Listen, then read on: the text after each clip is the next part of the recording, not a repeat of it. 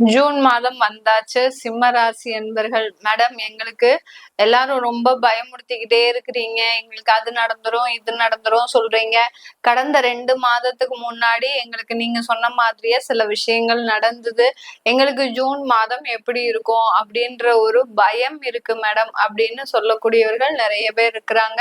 கவலைப்படாதீங்க சிம்ம ராசி என்பர்களே, உங்களுக்கு உண்டான பலனை தான் நம்ம இப்ப பார்க்க போறோம்.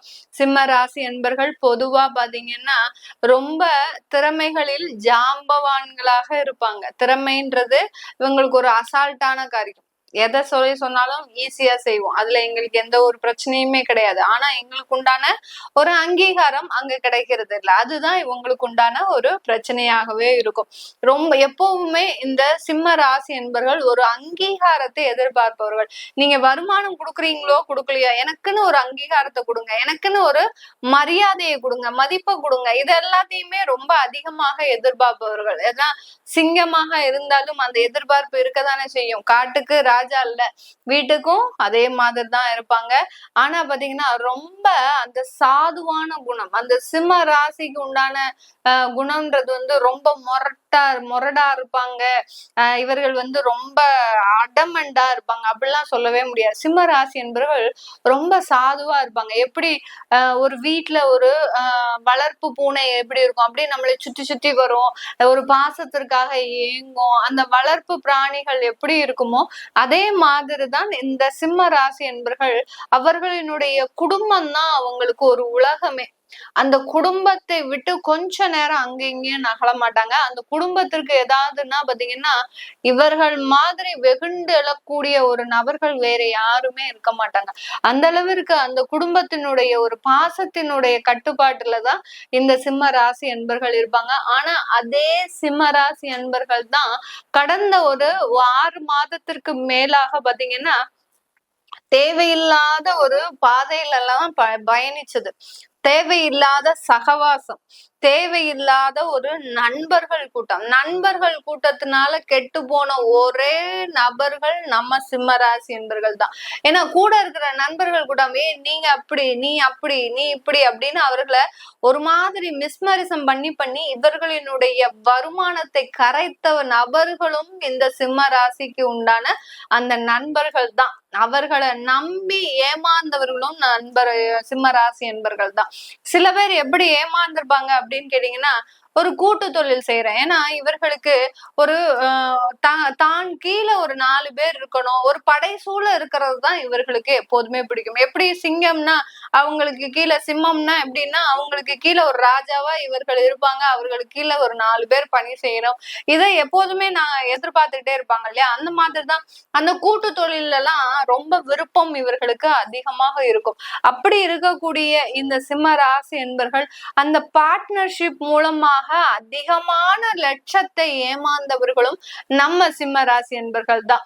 இதனால குடும்பம் 2ஆ பிரிஞ்சு போச்சு. அடுத்து பாத்தீங்கன்னா குழந்தைகளினுடைய தேவைகளை நிறைவேற்ற முடியல.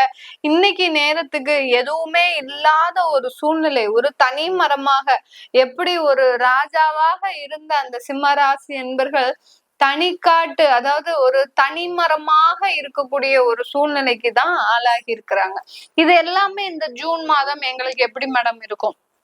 இந்த ஜூன் மாதத்துல எங்களுக்கு எந்த மாதிரியான ஒரு பலன்கள் இருக்கும் அப்படின்னு கேட்டீங்கன்னா, ஜூன் மாதத்துல சும்மா போற அந்த செவ்வாயும் நம்ம ராசி மேல ஏறி உட்கார்ந்துருக்கிறாரு. செவ்வாய் கேது சொல்லவே வேண்டாம். செவ்வாய் ரொம்ப சூடான கிரகம். கேது பாத்தீங்கன்னா உங்களுக்கு நச்சுன்னு ஒரு கெடுபலன்களை கொடுத்துக்கிட்டே இருக்கக்கூடிய ஒரு கிரகம் கேதுன்றவர். தடைகளை கொடுத்துக்கிட்டே இருக்கிறவர். நமக்குதான் வீட்டை விட்டு கிளம்புனாலே தடையாதானே இருக்கு. சிம்மராசி என்பர்களுக்கு வீட்டுல இருந்து இறங்கி போகும்போதே வண்டி ஒர்க் ஆக மாட்டேங்குது. ஏதோ ஒரு கார்ல போய் ஒரு பிசினஸ் மீட் பண்ணுவோம் அப்படின்னு கேட்டீங்கன்னா அந்த கார் போற வழியிலேயே பஞ்சர் ஆகி போயிடுது. இல்ல எங்கேயாவது ஒரு தேவையில்லாத பிரச்சனைகள் வந்துரு. இப்படி அந்த தடைகளை அதிகமாக கொடுக்கக்கூடியவர் இந்த சிம்மராசி என்பர்களுக்கு அந்த கேது பகவான் தான். அவர் உள்ள இறங்கியாச்சு. அடுத்து அந்த செவ்வாயும் இறங்கி இருக்கிறார். இந்த சிம்ம ராசி என்பர்களுக்கு அந்த சுகஸ்தானாதிபதி, அடுத்து பாத்தீங்கன்னா பாக்யஸ்தானாதிபதி அந்த செவ்வாய், அந்த சுகத்தை கொடுக்கக்கூடிய அளவுக்கு வந்துட்டு அந்த இடத்துல அந்த கேதுவால கட் ஆயிடுது. அந்த சுகத்தை கொடுக்க முடியாமல் உங்களுக்கு ஒரு பலவீனமான ஒரு சூழ்நிலை, உங்களால நிமிர்ந்து எந்திரிக்க முடியும் அப்படின்ற ஒரு மனசுல ஒரு தெம்பும் நம்பிக்கையும் இருக்கும். ஆனா பாத்தீங்கன்னா அது செய்ய முடியாத அளவுக்கு சில தடைகள் வரக்கூடிய ஒரு மாதமாக தான் இந்த சிம்ம ராசி என்பர்களுக்கு இருக்க போது. இந்த காலகட்டம் உங்களுக்கு நிறைய வேலை வாய்ப்புகள்ல இருக்கக்கூடிய சிக்கல்கள் தீரும். நிறைய வேலையில சிக்கல்கள், ஏன்னா ஒரு இன்டர்வியூ போனா அங்க என்னெல்லாமோ கேள்வி கேக்குறாங்க மேடம். நான் வேலை செஞ்சதுக்கும் அந்த இன்டர்வியூக்கும் சம்பந்தமே கிடையாது. என்னெல்லாமோ கேள்வி கேக்குறாங்க. நம்மளை ரிஜெக்ட் பண்றதுக்கு என்னென்னலாம் வழி உண்டோ அது எல்லாத்தையுமே அவர்கள் செய்யறாங்க. நம்ம அவர்களை நம்பி நம்ம போகும்போது அங்க நமக்கு வேலை உறுதி அப்படின்னு ஒரு ரெஃபரன்ஸ் மூலமா போனா கூட கடைசி நேரத்துல அந்த ரெஃபரன்ஸ்ன்ற விஷயத்த தூக்கி போட்டு நம்மளுடைய அந்த தேவையில்லாத விஷயங்களை சீண்டி நம்மள அங்க வேலைக்கு ஜாயின் பண்ண முடியாம செஞ்சிடுறாங்க.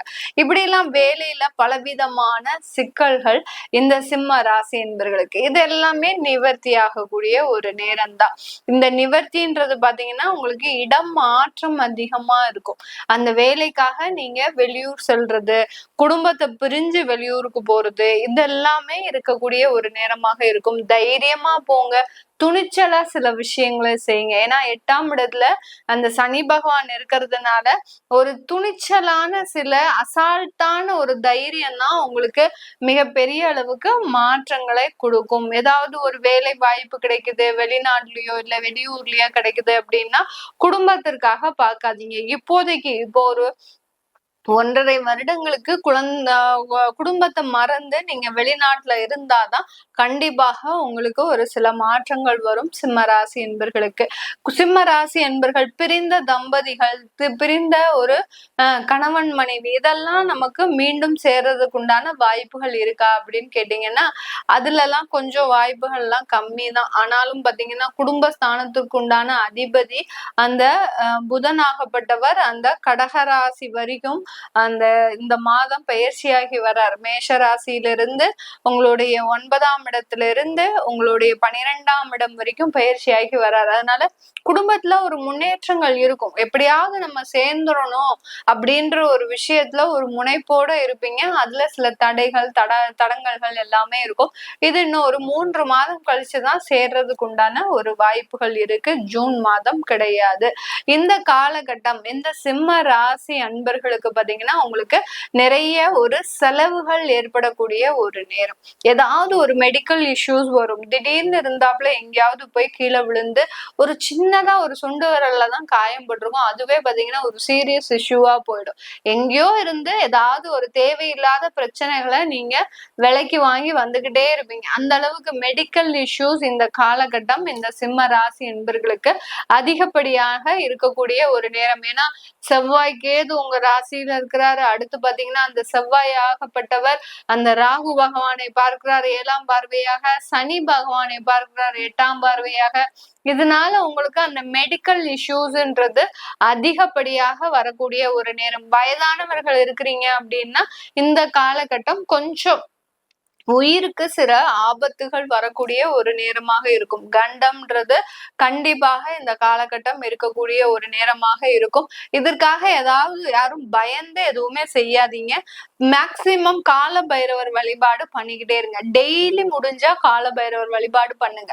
இந்த சிம்மராசி என்பவர்கள் இந்த மாதம் முழுமையும் கால பைரவர் வழிபாடு பண்ணும்போது ஆட்டோமேட்டிக்காக உங்களுக்கு இருக்கக்கூடிய அந்த தொந்தரவுகள் குறைவதற்குண்டான ஒரு நேரமாக தான் இருக்கும்.